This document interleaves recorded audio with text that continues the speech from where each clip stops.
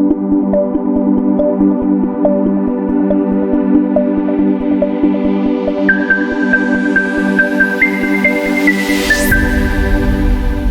students, this is Dr. Pooja here with another video on environmental pollution. These are the contents. It includes environmental pollution, air pollution, water pollution, soil pollution. These three pollutions are in our syllabus. That's why I have discussed here. And last one is differences. Let's come one by one. What is pollution? Students, pollution वो होता है कि जिसमें कोई हमारा जो environment है, वो इन्वायरमेंट क्या है जिसमें हम रहते हैं, हमारे इन चारों ओर का वातावरण अगर किसी थर्ड सब्सटेंस से पोल्यूट हो जाता है, किसी थर्ड सब्सटेंस जो कि अनवांटेड सब्सटेंस है, उसके थ्रू जब वो कंटामिनेट हो जाता है, उसके थ्रू वो ख़राब होने लगता है, तो हम ये कहते हैं कि उसकी जो क्वालिटी है वो डिक्रीज़ हो रही है, जो कि हमारे सर्वाइवल के लिए, लिविंग ऑर्गेनिजम्स के सर्वाइवल के लिए, लिविंग स्पीसीज़ के सर्वाइवल के लिए बेस्ट फिट नहीं है. So that's why this type of condition is called as pollution. So what is this pollution? It is the introduction of contaminants into our environment. हमारे environment में directly जो भी contaminants include होते हैं वो हमारे कहलाते हैं pollution. That cause instability, disorders, harm and discomfort to the ecosystem. हमारे पूरे ecosystem को वो discard कर देते हैं. Pollutants हमारे ऑटोमोबाइल इंडस्ट्रीज़, न्यूक्लियर रिएक्टर्स, ये सारे मेन रीजंस हैं जिसके थ्रू पोल्यूशन रिलीज़ होता है. Now type of pollutant. Pollutant क्या होता है? वो सब्सटेंस, वो कंटामिनेंट्स जो कि पोल्यूशन को इन्वायरमेंट में लाते हैं, पोल्यूशन को जनरेट करते हैं. These are known as pollutant. Students, pollutants are also divided into two types, like biodegradable pollutant that may be degraded by micro organisms and non degradable organisms like polythene. ये organism micro organisms के through degrade नहीं होते. तो जो microbes के through degrade हो जाएं biodegradable, and जो माइक्रोब्स के साथ डिग्रेड ना हों, उसके थ्रू डिग्रेड ना हों, उसके थ्रू अलग ना हों, वो हमारे कहलाते हैं non degradable pollutants. First one is air pollution. Air pollution means वो कंटामिनेंट्स जो एयर में प्रेजेंट हो करके एयर की क्वालिटी को डिक्रीज़ कर दें, वो इस टाइप का जो पोल्यूशन है वो कहलाता है एयर पोल्यूशन. हमारे हवा में जो पोल्यूटेंट क्रिएट कर दे कोई प्रॉब्लम, जो कि हमें इन्हेलेशन लेने में प्रॉब्लम हो, हमारे लिविंग बीइंग के लिए ब्रीदिंग में प्रॉब्लम होने लगी, वो तो इस तरह के जो ऑर्गेनिजम्स हैं वो कहलाते हैं पोल्यूटेंट. और this proper phenomena is known as air pollution. This one, air pollution is the presence of contaminants in our atmosphere in the quantities such that it is injurious to our human health as well as plants, animals' life, etc. These are the source of pollution: air pollution, natural sources and man-made sources. Volcanic eruption, forest fires, biological decay, these all things are the natural sources. Man-made sources are thermal power plant, fuel burnings, agricultural activities like पराली जलाना etcetera. These all comes under the man made sources. Classification of air pollutants. Classification is primary air pollutant and secondary air pollutant.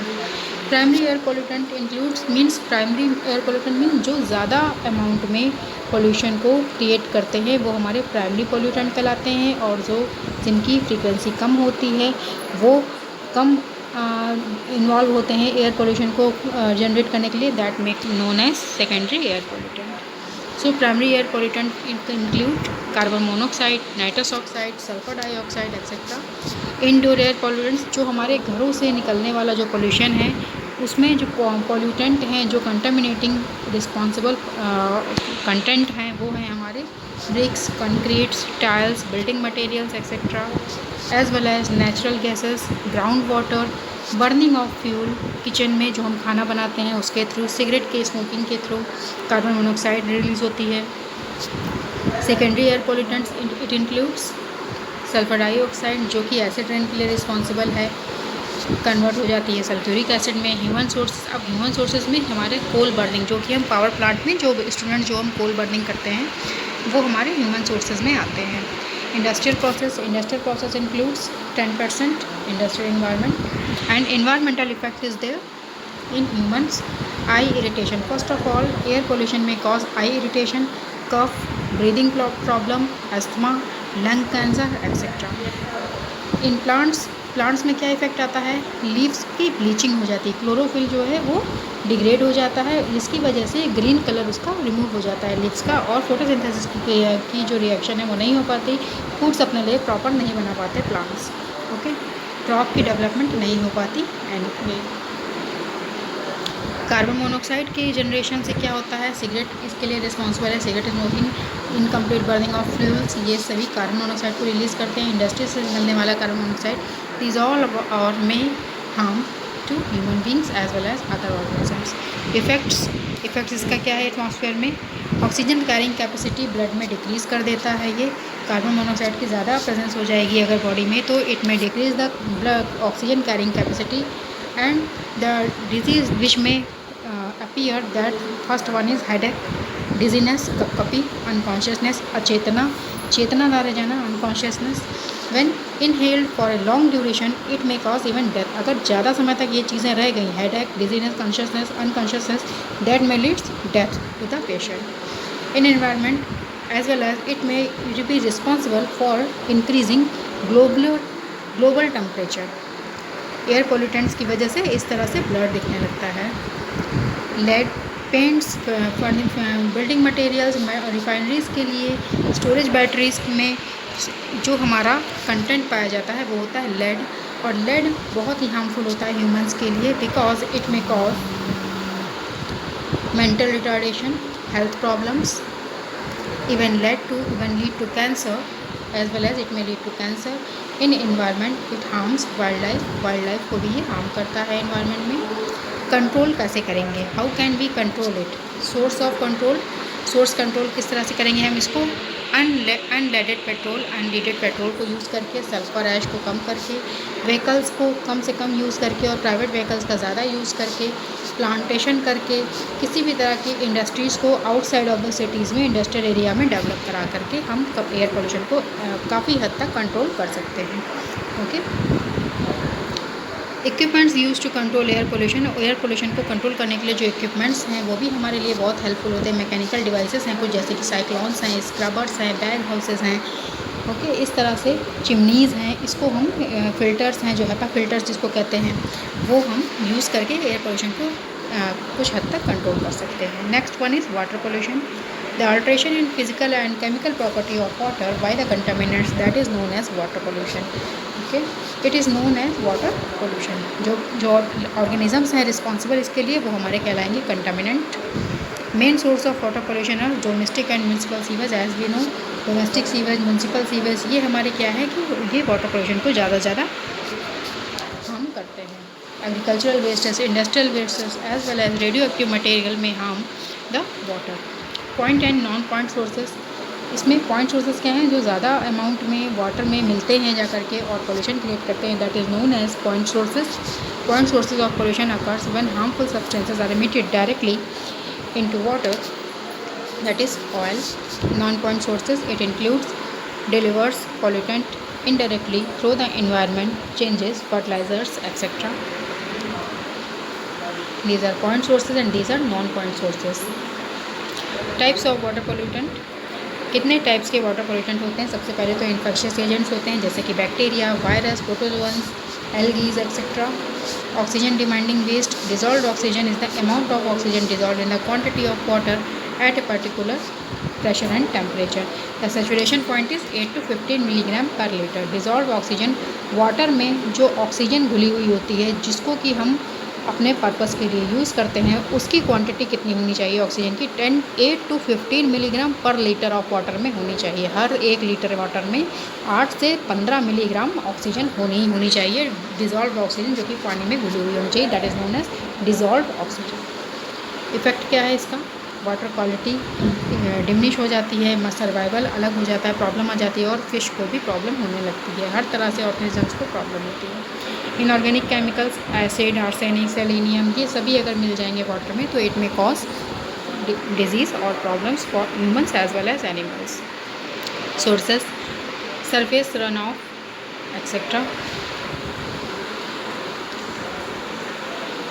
Testing of water, किस तरह से हम water की testing करते हैं? Dissolved oxygen को हम चेक करते हैं, बायोकेमिकल ऑक्सीजन डिमांड जिसको कि BOD कहते हैं, और as well as chemical oxygen demand we can check for good water quality. Control measures of the water pollution किस तरह से हम कंट्रोल कर सकते हैं? सबसे पहले तो avoid pesticides and fertilizers on slope land area. जो भी इस तरह से ढलान वाली जगहें हैं वहाँ पर हम कम से कम पेस्टिसाइड और कम से कम फर्टिलाइजर्स का यूज़ करें। Nutrients rich water can be used as fertilizers in field. Nutrients से रिच, जिसमें मिनरल्स न्यूट्रिएंट्स ज़्यादा हों, वो वाटर हमें यूज़ करना चाहिए फर्टिलाइजिंग के लिए। सेपरेट ड्रेनेज, सीवेज का ड्रेनेज और ट्रीटमेंट सेपरेट होना चाहिए। प्लांटेशन ज़्यादा से ज़्यादा कराना चाहिए और लेग्यूम्स का यूज़ बहुत ज़्यादा करना चाहिए, that is nitrogen fixing plants.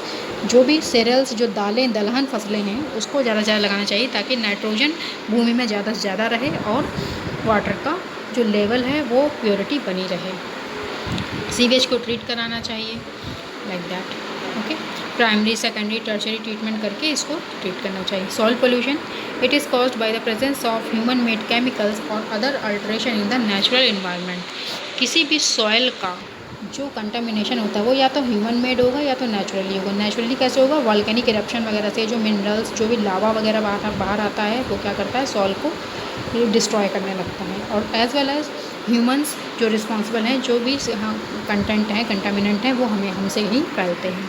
Like application of pesticides, fertilizers, percolation, contaminants of surfactant, water aid, oil, fuel dumping etcetera, ये सभी सॉइल को डिग्रेड करते हैं। डिस्चार्ज ऑफ इंडस्ट्रियल वेस्ट, जो हमारी इंडस्ट्रीज़ हैं उसका डिस्चार्ज करना, वेस्ट का डिस्चार्ज करना, जो कि सॉइल को डिग्रेड क्वालिटी का बनाते हैं। इफेक्ट ऑफ सॉइल पोल्यूशन का इफेक्ट क्या होगा? सबसे पहले तो क्रोनिक एक्सपोजर टू क्रोमियम के एक्सपोजर ज़्यादा होने से उसकी वजह से जो प्रॉब्लम्स आएगी वो कार्सिनोजेनिसिटी, कैंसर और काजिंग ऑर्गेनिज्म, कैंसर की प्रॉब्लम होने लगेगी। इन सम केसेस ब्लड कैंसर में डेयर, किडनी डैमेज होने लगेगी और हर तरह की डिजीज़ की प्रॉब्लम्स बढ़ जाएंगी, आने लगेगी।